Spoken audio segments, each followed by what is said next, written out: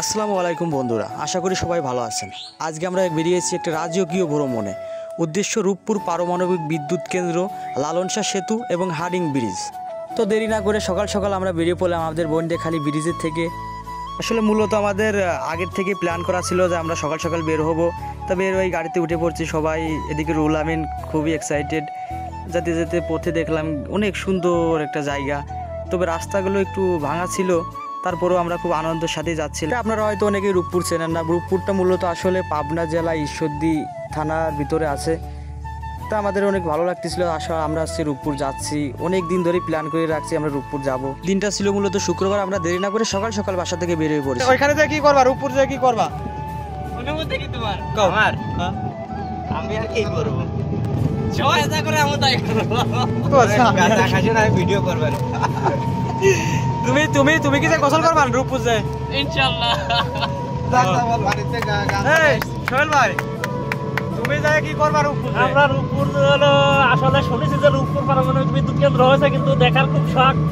অনেকদিন যাবত লোকের ইচ্ছা ছিল, আজকে সেই ইচ্ছাটা পূরণ হতে যাচ্ছে। ইনশাআল্লাহ অনেক ভালো লাগছে। তো মূলত সবার কথা শুনে অনেক ভালো লাগতেছিল, খুবই ভালো লাগতেছিল যে আসলে এদের মনের ভিতর কি একটা আনন্দ কাজ করতেছিল। তো আমরা দেখতে দেখতে প্রায় খুলুমবাড়িয়া বাজারের কাছে চলে আসছিলাম। তো যারা মূলত খুলুমবাড়িয়া বাজার ছিলেন না, আসলে খুলুমবাড়িয়া বাজারটা হলো ষোলকুপা উপজেলা 7 নং হাকিমপুর ইউনিয়নের ভিতরে এই খুলুমবাড়িয়া বাজারটা পড়ছে। খুবই সুন্দর একটা বাজার, এইখানে অনেক কিছু আপনারা পেয়ে যাবেন। তো মূলত আমাদের বাসা থেকে কুষ্টিয়া শহর অনেক পথ, পুরো ভিডিও আপনাদের দেখানো সম্ভব না। তো আমরা দেখতে দেখতে এই কুষ্টিয়া শহরের মধ্যে প্রবেশ করতেই দেখি সুন্দর একটা 5 তলা বিশিষ্ট রঙিনময় ভবন, দেখে খুবই ভালো লাগতেছিল।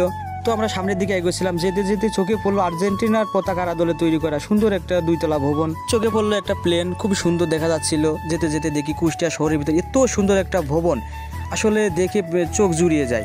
সম্ভবত এটা কোনো সরকারি ভবন হবে। দেখছিলাম আর যাচ্ছিলাম, যতই এগোচ্ছি ততই সুন্দর লাগছে। কুষ্টিয়া শহরের ভিতরে এত সুন্দর জায়গা বা এত সুন্দর দৃষ্টিনন্দন বিল্ডিংগুলো আছে, আপনারা না আসলে বুঝতেই পারবেন না। তো অবশেষে আমরা কুষ্টিয়া শহরের ভিতরে পৌঁছানোর পর আমাদের গাড়িটা গ্যারেজ করার জন্য ভালো একটা গ্যারেজ খুঁজছিলাম। তা হঠাৎই দেখতে পেলাম এখানে গাড়ি অনেকেই গ্যারেজ করছে। তাদের সাথে কথা বলার পরে বুঝতে পারলাম যে এখানে গাড়িটা রাখলে আমাদের নিরাপদে থাকবে গাড়িটা। তো গাড়িটা গ্যারেজে ঢুকানো মাত্রই দেখা যাচ্ছে যে আমাদের গাড়িটা বালির ভিতরে আটকে গেছে। নতুন বালি ফেলছিল মূলত এখানে গাড়ি রাখার জন্য যারা এই গ্যারেজের দায়িত্বে আছে। তো সবাই অনেক ডাক্কাডাক্কি করার পরে গাড়িটা উঠছিল না। তো অবশেষে আমি যে গাড়িতে উঠলাম, বললাম আমি খুব ভালো পারি গাড়ি চালাতে। তো আমি উঠার পরে বললাম গাড়িটা প্রথমে তো আমাদের এখান থেকে বের করতে হবে, তারপরে ঘুরেই নিয়ে আসে আবার কিন্তু ঢুকতে হবে। চেষ্টা করে গাড়িটা অবশেষে আমরা বের করলাম। বের করার পরে গাড়িটা এখন ঘুরবো। তো গাড়িটা ঘুরানোর পরও আমরা নিয়ে যেতে পারছিলাম না, আসলে নতুন বালি ফেলার কারণে গাড়িটা আটকে যাচ্ছিল। তো অবশেষে আমরা ডাক্কাডাক্কি করে সবাই গাড়িটা খুব সুন্দর জায়গা মতো রাখতে পারছি। এদিকে দেখি রুল আমিন খাতা কলম নিয়ে কি যেন লেখছে। আমি বলতেছি কি লিখতেছো? তা বলতেছে মূলত আমরা যে গাড়িটা গ্যারেজ করছি এটার মূলত ডকুমেন্ট, আমাদের বাসা কোথায়, আমাদের ফোন নাম্বার, আমাদের পুরো ডিটেলসটা আমরা এখানে লিখে দিয়ে যাচ্ছি। আমরা কখন আসবো ঠিক নাই, হয়তো দেরিও হতে পারে, এই জন্য মূলত লেখা। তো বন্ধুরা, আমরা ইজি বাইকটা পার্কিং করে বাসে উঠলাম। আজ আমরা এসেছি এমন এক সফরে যেখানে ইতিহাস, প্রকৃতি আর প্রযুক্তি একসাথে হাত ধরেছে। চলো দেখে আসি আমাদের দেশের গর্ব লালন শাহ সেতু, হার্ডিং ব্রিজ আর রূপপুর পারমাণবিক বিদ্যুৎ কেন্দ্র। সামনে এই লালন শাহ সেতু, দূর থেকে দেখলে মনে হয় পদ্মার বুকের উপর সোনার এক লাইন টানা।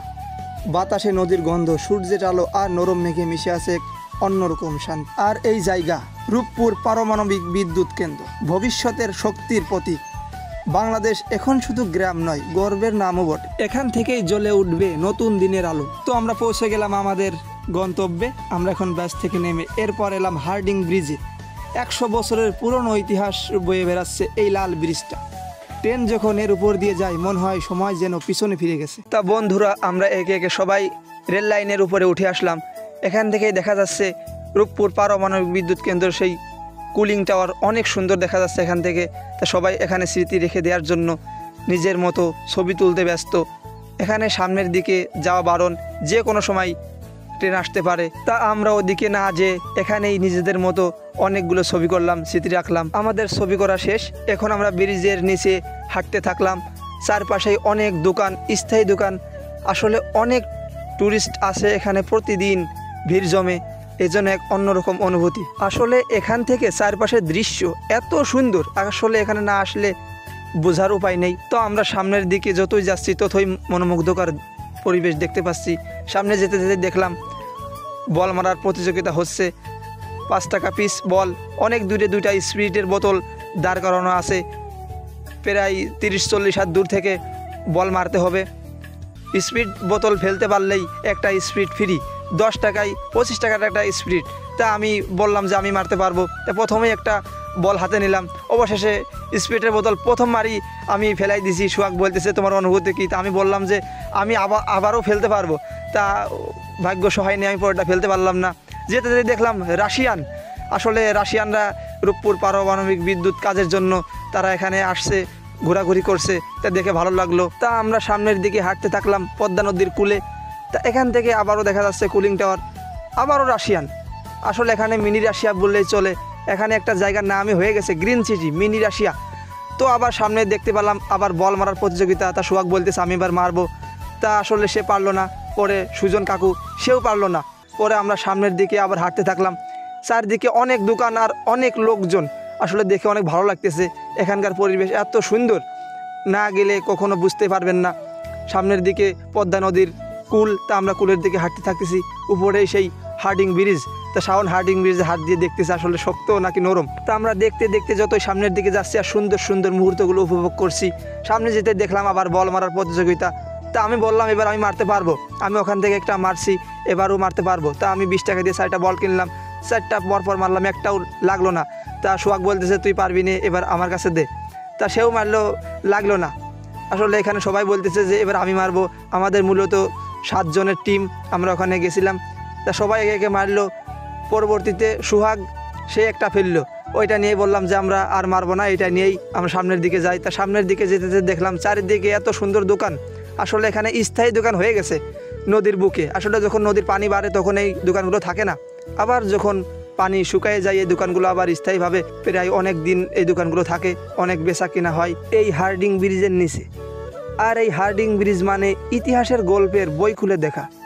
ব্রিটিশ আমলের সেই স্টিলের কাঠামো আজও মাথা উঁচু করে দাঁড়িয়ে আছে, যেন সময়কে হার মানিয়ে বলছে আমি এখনও বেঁচে আছি। তা যেতে যেতে আমরা দেখলাম একটি চাচা ভ্রাম্যমান একটি দোকান নিয়ে বসে আছে, মহিলাদের ব্র্যান্ড, মাথার ক্লিপ, চুলের খোপা, অনেক সুন্দর সুন্দর জিনিস। তা আপনারা আসলে এখানেই চাচার পেয়ে যাবেন। তা অনেকেই যার যার মতো কিছু কেনাকাটা করলো। আমরা সামনের দিকে এগোচ্ছি। আসলে এখানে সবাই নিজেদের মতো ছবি তুলতে ব্যস্ত, এত সুন্দর দৃশ্য, আসলে ছবি না তুলে থাকাই যায় না। আর এইটাই হলো সেই রূপপুর পারমাণবিক বিদ্যুৎ কেন্দ্র, বাংলাদেশের অগ্রগতির এক বিশাল চিহ্ন। আর এখানেই তৈরি হচ্ছে বাংলাদেশের ভবিষ্যতের আলো, শক্তি আর সম্ভাবনা। পুরো দিনটা যেন চোখের সামনে একটা স্বপ্ন হয়ে গেল।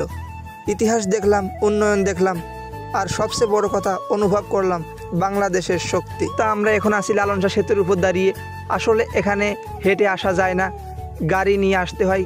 আমরা 5 মিনিটের জন্য গাড়িটা ওখানে রেখে যার যার মতো ছবি তুললাম, স্মৃতি রাখলাম। অনেক সুন্দর একটা জায়গা, পদ্মার বুকে দাঁড়িয়ে আছে যেন গর্ব করে 4টি কুলিং টাওয়ার। তা বন্ধুরা, আসলে ভ্রমণটা ছিল একটি অসাধারণ। এমন এক জায়গায় ঘুরতে এলে মন না ভালো হয়ে উপায় আছে? তোমরা একবার ঘুরে এসো, আর ভুলে যেও না প্রতিটি ভ্রমণ এক একটা নতুন গল্প। তা আসলে আমাদের দেখে মন ভরিনি, আসলে অনেক সুন্দর জায়গা, আমাদের হাতে সময় ছিল না। আমরা গ্রিন সিটি মিনি রাশিয়ায় যেতেও পারিনি। আসলে আমাদের বাড়ি অনেক দূরে, আমাদের সেখানে পৌঁছাতে হবে। তো আমরা একে একে ছবি শেষ করে সবাই গাড়িতে উঠে আবার আমাদের গন্তব্যে রওনা দিলাম। তা আমরা গাড়িতে উঠে রওনা দিলাম। আর এই সেই লালন শাহ সেতু পদ্মা নদীর বুক চিরে দাঁড়িয়ে আছে যেন গর্ব করে। এখানে দাঁড়িয়ে বাতাসের ছোঁয়া একবার অনুভব করলে মনটা একদম ফ্রেশ হয়ে যায়। পুরো ট্যুরটাই ছিল অসাধারণ, প্রকৃতি, ইতিহাস আর আধুনিকতার এক চমৎকার মেলবন্ধন। তো বন্ধুরা, আমরা যতই বাড়ির দিকে এগোচ্ছি আমাদের মনটা পড়ে রয়েছে রূপপুর। আসলে এখানে আমাদের সময় হাতে না থাকার কারণে অনেক সুন্দর সুন্দর জায়গা আমরা দেখতে পারিনি। পরবর্তীতে দেখবো ইনশাল্লাহ। আর কোন কোন জায়গা ভালো লেগেছে কমেন্টে জানিয়ে দিন। ধন্যবাদ।